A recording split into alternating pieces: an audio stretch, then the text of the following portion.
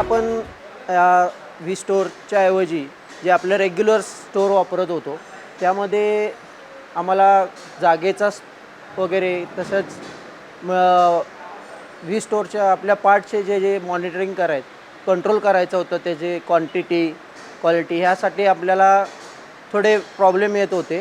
त्यानंतर आपण V store आम्ही 2022ला हा पहिला व्ही स्टोअर आम्ही घेतला.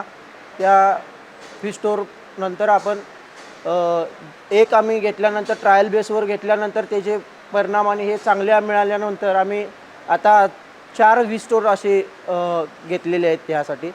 आणि आमच्या कंपनीतील सगळे प्रोडक्ट जे आता आम्ही यूज करतो ते लागणारे स्टोअरमधून सर्व एकाच ठिकाणाहून याची सगळी प्रोसेस करतो आहे.